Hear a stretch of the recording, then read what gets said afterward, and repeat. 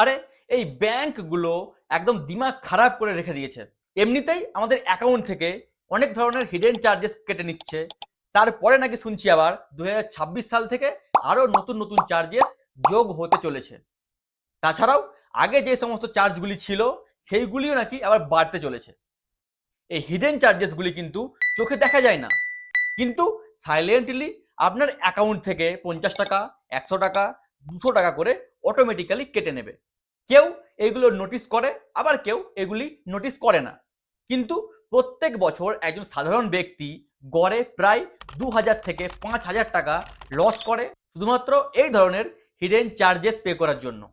আজকের এই ভিডিওতে আমি আপনাকে দেখাবো ব্যাংক কোন ধরনের চার্জেসগুলি আমাদের থেকে কাটে এবং নতুন বছরে কোন কোন চার্জেসগুলি আবার অ্যাড হতে চলেছে, পুরনো কোন কোন চার্জেসগুলি বাড়তে চলেছে এবং আপনি কিভাবে এই সমস্ত চার্জেসগুলি বন্ধ করতে পারবেন। তাই ভিডিওটি স্কিপ না করে সম্পূর্ণ দেখুন, কেননা আপনার প্রত্যেকটা টাকা ইম্পর্টেন্ট। 2026 সাল থেকে ব্যাংকিং সিস্টেমে প্রচুর পরিবর্তন আসতে চলেছে। ডিজিটাল ব্যাংকিং যতটা বাড়ছে ঠিক সেরকমভাবেই কিন্তু ব্যাংকগুলিও নতুন নতুন ফি নিয়ে আসছে মার্কেটে। এইগুলিকে তারা service fee, convenience fee, tech maintenance fee, API usages charge, auto sweep, reversal charge, SMS maintenance charge, এই সমস্ত ফ্যান্সি নামে লুকিয়ে রাখে। আর আমাদের মতো সাধারণ মানুষ বুঝতেই পারে না যে কেনই বা আমার অ্যাকাউন্ট থেকে টাকা কাটছে আর কেনই বা আমি এই সমস্ত চার্জেসগুলো পে করছি। আবার আমি তো অর্ধেক চার্জেসের নামটাই ঠিক করে উচ্চারণ করতে পারি না, তবুও কিন্তু এই ধরনের চার্জেসগুলো আমাদের সকলকেই পে করতে হয়। চলুন প্রথমেই বলি সেই সমস্ত চার্জেসগুলি যেইগুলি কিন্তু 2026 সাল থেকে বাড়তে চলেছে। প্রথম চার্জ, এসএমএস অ্যালার্ট চার্জ। যখনই আমরা ব্যাংকে টাকা ডিপোজিট করি কিংবা ব্যাংক থেকে টাকা তুলি, তৎক্ষণাৎ কিন্তু আমাদের মোবাইলে মেসেজ চলে আসে যে আপনার অ্যাকাউন্ট থেকে এত টাকা ডেবিট হয়েছে কিংবা আপনার অ্যাকাউন্টে এত টাকা ক্রেডিট হয়েছে।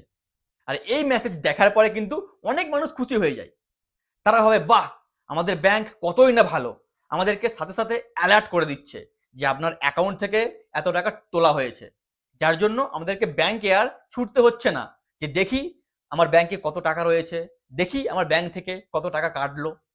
কিন্তু জানেন কি, এই মেসেজগুলি ব্যাংক আমাদেরকে ফ্রিতে দেয় না। তার জন্য প্রত্যেক মাসে আমাদের অ্যাকাউন্ট থেকে 15 টাকা কিংবা 20 টাকা করে ব্যাংক কেটে নিত। মন দিয়ে শুনুন, কেটে নিত। কেন বলছি এই কথা? কেননা 2026 সাল থেকে এই চার্জটা বেড়ে হতে চলেছে প্রায় 50 থেকে 100 টাকা। হ্যাঁ, আপনি প্রত্যেক মাসে একটা মেসেজ পান কিংবা 10টা মেসেজ পান, সেটা বড় কথা নয়।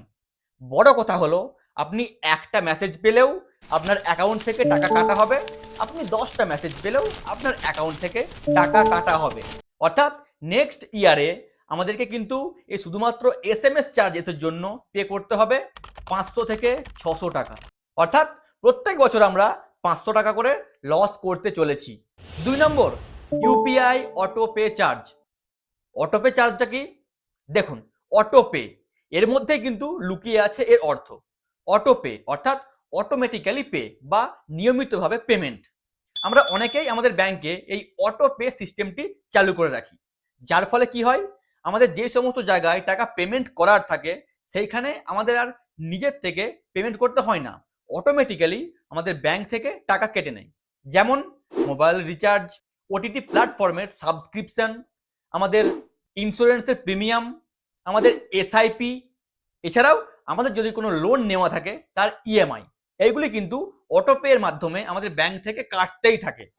2026 সাল থেকে প্রত্যেক অটোপে ট্রানজ্যাকশনের ওপর 5 থেকে 10 টাকা কনভিনিয়েন্স ফি যোগ করা হচ্ছে কিছু কিছু ব্যাংকে। অর্থাৎ এরপর থেকে যখনই আমাদের ব্যাংকের অ্যাকাউন্ট থেকে অটোপের মাধ্যমে টাকা কাটবে, তার সাথে সাথে কিন্তু 5 থেকে 10 টাকা এক্সট্রাও কাটবে ওই চার্জেসের কারণে। 3 নম্বর, মিনিমাম ব্যালেন্স পেনাল্টি। আমরা সবাই জানি আমাদের ব্যাংকের অ্যাকাউন্টে আমরা যদি মিনিমাম ব্যালেন্স মেনটেন করে না রাখি, তার জন্য ব্যাংক আমাদেরকে ফাইন করবে, যেটা 2025 সাল পর্যন্ত 50 থেকে 100 টাকা ছিল। কিন্তু 2026 সাল থেকে সেই অ্যামাউন্টটাই বেড়ে হতে চলেছে 300 থেকে 400 টাকা। অর্থাৎ আমরা যদি আমাদের ব্যাংকে মিনিমাম ব্যালেন্স না রাখি তো ব্যাংক আমাদেরকে কিন্তু 300 থেকে 400 টাকা পেনাল্টি চার্জ করবে, যার ফলে লো ব্যালেন্স কাস্টমারদের ওপর চাপ বাড়বে। এটা শোনার পর আপনি যদি খুশি হয়ে থাকেন আর যদি ভেবে থাকেন যে আমি তো জিরো ব্যালেন্স অ্যাকাউন্ট ইউজ করি, তাহলে আপনার উদ্দেশ্যে একটা কথাই বলবো, আপনি সত্যিই জানেন তো আপনি যে ব্যাংকের অ্যাকাউন্টটি ইউজ করছেন জিরো ব্যালেন্স অ্যাকাউন্ট নামে, সেটি সত্যি সত্যি জিরো ব্যালেন্স অ্যাকাউন্ট তো, নাকি ওই অ্যাকাউন্টের নামই জিরো ব্যালেন্স অ্যাকাউন্ট?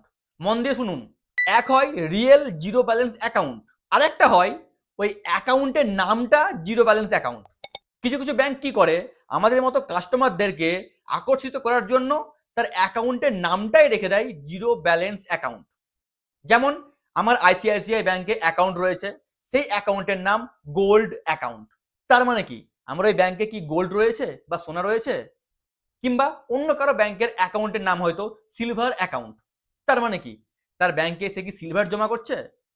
হ্যাঁ, এইগুলি হলো অ্যাকাউন্টের ফেন্সি নাম। Gold account, silver account, diamond account, ঠিক তেমনই জিরো ব্যালেন্স অ্যাকাউন্ট এটিও কিন্তু একটা ফেন্সি নাম। ঠিক যেমন বাজারে বিক্রি হয় না রিয়েল ফ্রুট জুস বলে, তো ওটা কি সত্যিকারের ফল থেকে বানানো? নয় তো, ওই ব্র্যান্ডের নাম হলো রিয়েল, আর সে ওই নামে জুসটা আমাদেরকে বিক্রি করছে রিয়েল ফ্রুট জুস নামে। এরপর যদি আমি আর আপনি ভাবি যে ওটা হলো সত্যিকারের ফলের রস, খেলে আমরা হেলদি হয়ে যাব, এটা তো আমাদের ভুল ধারণা। ঠিক তেমনি ব্যাংক বালারাও এই জিনিসটাকেই কাজে লাগিয়েছে। কিছু কিছু ব্যাংকে অ্যাকাউন্টের নামই রাখা হয়েছে জিরো ব্যালেন্স অ্যাকাউন্ট, কিন্তু ওইগুলি সত্যিকারের জিরো ব্যালেন্স অ্যাকাউন্ট নয়। ওইখানেও আমাদেরকে মিনিমাম ব্যালেন্স মেনটেন্স করতে হয়। আর যদি না করতে পারেন, যদি ভাবেন যে আমার তো জিরো ব্যালেন্স অ্যাকাউন্ট, আমার চাপ নেই, তো আপনার অ্যাকাউন্ট থেকেও কিন্তু চুপি চুপি টাকা কেটে নিচ্ছে আপনার ব্যাংক। ভালো করে নিজের বইটি আপডেট করুন এবং স্টেটমেন্ট বার করে চেক করুন। 4 নম্বর, ডেবিট কার্ড অ্যানুয়াল ফি। এটিএম কার্ড বা ডেবিট কার্ড আমাদের অনেকের কাছেই কিন্তু একটা ফ্যাশন। বাইক নিয়ে চলে গেলাম এটিএম মেশিনে, কার্ড ঢোকালাম, টাকা বার করলাম, চলে এলাম, হোট কি সোয়াগ। কিন্তু শুধুমাত্র এই ফ্যাশনের চক্করে এই ফেন্সি কার্ড আমাদের হাতে ধরিয়ে দিয়ে প্রত্যেক বছর আমাদের অ্যাকাউন্ট থেকে 300 থেকে 500 টাকা কেটে নিচ্ছে আমাদের ব্যাংক। সেটা জানেন কি? 2026 সাল থেকেই ওই অ্যামাউন্টটি বেড়ে হতে চলেছে 700 থেকে 800 টাকা। যেইখানে এখন পর্যন্ত ব্যাংক আমাদেরকে চার্জ করতো 300 থেকে 500 টাকা, সেটি 2026 সাল থেকে বেড়ে হতে চলেছে 600 থেকে 800 টাকা। তাই পরের বার থেকে এটিএমে গিয়ে টাকা তোলার আগে অবশ্যই ভাবুন যে আপনি কিন্তু এই কার্ডের জন্য ব্যাংককে 600 থেকে 800 টাকা পে করছেন। আবার দেখুন, এমন অনেক মানুষই রয়েছে যারা কোনোদিন এটিএম কার্ড ইউজই করেনি, ব্যাংকওয়ালা কুরিয়ারের মাধ্যমে তার বাড়িতে এটিএম কার্ড পৌঁছে দিয়েছে, কিন্তু সে কোনোদিন এটিএম কার্ড ইউজই করেনি, তবুও সেই ব্যক্তির অ্যাকাউন্ট থেকেও কিন্তু এই পরিমাণ চার্জেস কাটা হবে। আপনি ইউজ করুন আর নাই করুন, আপনার অ্যাকাউন্ট থেকেও কিন্তু টাকা কাটা হবে, যেহেতু ব্যাংক আপনাকে কুরিয়ারের মাধ্যমে আপনার বাড়ি পর্যন্ত পৌঁছে দিয়েছে ওই এটিএম কার্ড, তার জন্য সে কিন্তু চার্জ কাটবেই কাটবে। তাই যেন না ভুল করেও ভাববেন না যে আমি তো ইউজ করছি না, আমার টাকা কাটবে না। হ্যাঁ, আপনারও টাকা কাটবে।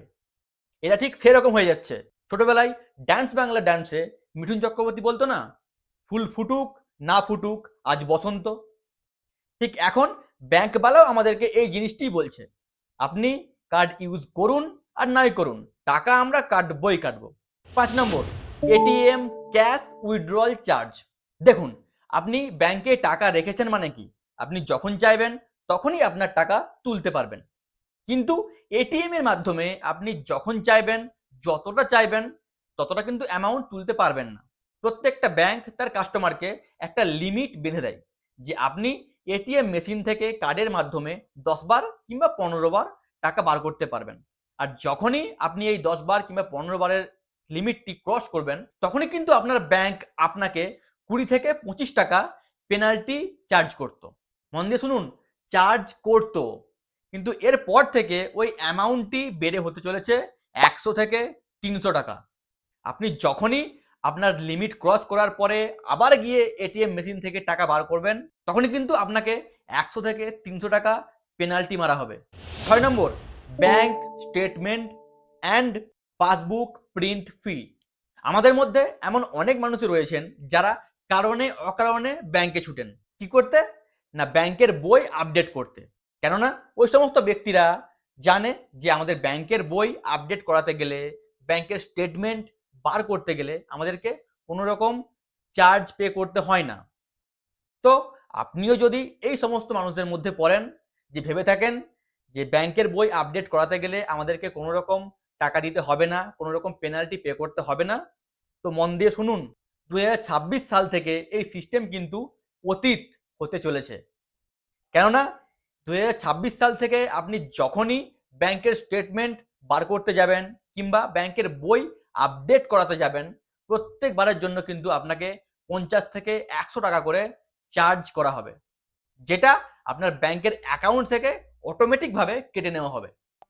তাই যদি বারবার আপনিও কারণে অকারণে ব্যাংকে ছুটেন ব্যাংকের বই আপডেট করানোর জন্য, তো এরপর থেকে সাবধান হয়ে যান। 7 নম্বর, ক্যাশ ডিপোজিট চার্জ। হ্যাঁ, কথাটা শুনে একটু অবাস্তব মনে হলেও এটাই সত্যি। কেননা ক্যাশ ডিপোজিট এতদিন ফ্রি ছিল, কিন্তু অনেক ব্যাংকে এখন দিনে 5 বারের বেশি টাকা ডিপোজিট করতে গেলে আপনাকে চার্জ করা হবে। কোনো কোনো ব্যাংকে 5 বার, কোনো কোনো ব্যাংকে 5 বারের বেশি, আবার কোনো কোনো ব্যাংকে 3 বারের বেশি হয়ে গেলেই আপনার অ্যাকাউন্ট থেকে 50 থেকে 100 টাকা করে কেটে নেওয়া হয়। তো আমার কাছে তো এত টাকা নেই যে আমি প্রত্যেক দিনে 5 বার কিংবা 3 বার করে টাকা ডিপোজিট করাতে যাব, কিন্তু আপনি যদি করাতে যান তো সাবধান হয়ে যান। এই ভিডিওতে আপনি যদি এখনো টিকে থাকেন এবং ধৈর্য ধরে আমার কথাগুলি মন দিয়ে শুনতে থাকেন, আপনার এই সমস্ত সমস্যার সমাধান করে দেওয়ার দায়িত্ব কিন্তু আমার। যেই সমস্ত সমাধানের কথাগুলি আমি বলবো, আপনি যদি সেইগুলি ফলো করেন, তো বছরে আপনিও কিন্তু 3 থেকে 5,000 টাকা সেভ করতে পারবেন। আর দেখুন, 3 থেকে 5,000 টাকার অ্যামাউন্টটা শোনার পরে কম মনে হলেও এটি কিন্তু কম অ্যামাউন্ট নয়। যদি কোনো ব্যক্তি এই 5,000 টাকাটি এখান থেকে বাঁচিয়ে কোনো মিউচুয়াল ফান্ডে এসআইপির মাধ্যমে ইনভেস্ট করে দেয় 25 বছর ধরে, এবং সে যদি 15% করে রিটার্ন পায়, তো 25 বছর পর কিন্তু এই সামান্য টাকাটির ভ্যালু হয়ে দাঁড়াবে প্রায় 12 লক্ষ টাকা। তাই একদম ভাববেন না যে এই 3,000 আর 5,000 টাকাটা একটা ছোট অ্যামাউন্ট। এই টাকাটি কিন্তু ভবিষ্যতের 12 লক্ষ টাকা। চলুন এরপর সমাধানগুলি বলি। প্রথমেই নিজের ব্যাংকে SMS অ্যালার্ট অফ করে দিন এবং ফ্রি ইমেল অ্যালার্ট অন করে দিন। SMS অ্যালার্ট চালু থাকলে কিন্তু আপনার অ্যাকাউন্ট থেকে টাকা কাটবে, কিন্তু যদি আপনি ইমেল অ্যালার্ট চালু করে দেন সেই ক্ষেত্রে কিন্তু এটি সম্পূর্ণরূপে ফ্রি। পার্থক্যটা কোথায়? পার্থক্যটি হলো, আপনি আগে যখন ব্যাংকে টাকা ভরতে যেতেন কিংবা ব্যাংক থেকে টাকা তুলে আনতেন, তখন ব্যাংক আপনার মোবাইলে একটা মেসেজ পাঠিয়ে দিত যে আপনার অ্যাকাউন্ট থেকে এত টাকা তোলা হয়েছে কিংবা আপনার অ্যাকাউন্টে এত টাকা জমা পড়েছে। ওই সেম মেসেজটা আপনি পাবেন, কিন্তু SMS এ নয়, আপনি পাবেন ইমেলের মাধ্যমে। আপনি চাইলে ব্যাংকে গিয়েও এই সেটিংসটি অন করতে পারেন। আর যদি আপনি ব্যাংকের ডিজিটাল অ্যাপস ইউজ করেন, তাহলে নিজের মোবাইলের মাধ্যমেই আপনি এই সেটিংসটি চালু করতে পারবেন। দ্বিতীয়, অটো পে কমান। হ্যাঁ, যেগুলি আননেসেসারি অটোপে সেইগুলি বন্ধ করে দিন। যেগুলি খুব ইম্পর্টেন্ট, যেমন আপনার EMI, আপনার SIP, আপনার ইন্স্যুরেন্সের প্রিমিয়াম, এইগুলি রেখে দিয়ে বাকি যে সমস্ত আননেসেসারি আপনার অটোপে চালু রয়েছে, যেমন মোবাইল রিচার্জ, OTT প্ল্যাটফর্মের সাবস্ক্রিপশন কিংবা অন্য কোনো অনলাইনে সাবস্ক্রিপশন, এইগুলি সম্পূর্ণরূপে বন্ধ করে দিন। যার ফলে কিন্তু বছরে একটা মোটা অঙ্কের অ্যামাউন্ট আপনার বেঁচে যাবে। 3 নম্বর, ডেবিট কার্ডের বদলে আপনি ভার্চুয়াল কার্ড ব্যবহার করুন। কেননা ডেবিট কার্ডে আমাদেরকে একটা চার্জ পে করতে হয়, কিন্তু ভার্চুয়াল কার্ডে আমাদেরকে কোনো রকম পে করতে হয় না, এটা সম্পূর্ণ ফ্রি। 4 নম্বর, বারবার এটিএমে না গিয়ে, এটিএম থেকে বারবার টাকা না তুলে আপনি UPI ইউজ করুন। কেননা একবার এটিএম উইথড্রল লিমিট ক্রস হয়ে গেলে সেই ক্ষেত্রে কিন্তু মোটা অঙ্কের ফাইন আমাদেরকে পে করতে হয়। 5 নম্বর, সত্যিকারের জিরো ব্যালেন্স অ্যাকাউন্ট ইউজ করুন। হ্যাঁ, যেগুলি সত্যিকারের জিরো ব্যালেন্স অ্যাকাউন্ট, যেগুলো ফেন্সি নাম নয়, যে জিরো ব্যালেন্স অ্যাকাউন্ট ফেন্সি নাম, সেই সমস্ত ব্যাঙ্কগুলি অ্যাভয়েড করুন এবং যেগুলি সত্যিকারের জিরো ব্যালেন্স অ্যাকাউন্ট সেইগুলি ইউজ করুন। যেমন SBI Jan Dhan account, India post payment account, Kotak 811 account, etcetera etcetera. 6 নম্বর এবং লাস্ট, নিজের ব্যাংকে গিয়ে বারবার নিজের পাসবই আপডেট করা বন্ধ করুন। আপডেট করতে হবে না এটা আমি বলছি না, কিন্তু বারবার গিয়ে বেমতলব গিয়ে আপডেট করানো বন্ধ করুন। মাসে একবার কিংবা 3 মাসে একবার আপডেট করালেই যথেষ্ট, বারবার যাওয়ার কোনো প্রয়োজনই নেই। তো ফ্রেন্ডস, আজ যদি আপনারা এই ছোট ছোট চার্জেসগুলি ইগনোর করে দেন, এইগুলির ওপরে কাজ না করেন, কোনো পদক্ষেপ না নেন, তাহলে কিন্তু আপনারা শুধুমাত্র 3 থেকে 5,000 টাকা লস করছেন না। আবার বলে দিচ্ছি, 3 থেকে 5,000 টাকা লস করছেন না, আপনারা ভবিষ্যতের 10 থেকে 12 লক্ষ টাকা লস করছেন। এই ভিডিওটি আপনার বন্ধুদের সাথেও শেয়ার করে দিন, যাতে তারাও এই সমস্ত চার্জেস থেকে বাঁচতে পারে এবং এই টাকাটি এখান থেকে বাঁচিয়ে অন্য কোনো একটা ভালো জায়গায় ইনভেস্ট করতে পারে। আর আপনি যদি stock market, mutual fund, SIP, personal finance, insurance এই সব কিছু নিয়ে ভিডিও দেখতে চান এবং বুঝতে চান, তাহলে অবশ্যই আমার এই চ্যানেলটি সাবস্ক্রাইব করে রাখুন। কেননা আপনার এই একটুখানি সাপোর্ট আমাকে কিন্তু এই সমস্ত ধরনের ভিডিও বানাতে অনেক বেশি মোটিভেট করে। আজকের জন্য বাই বাই, দেখা হচ্ছে পরের একটা ইন্টারেস্টিং ভিডিওর সাথে।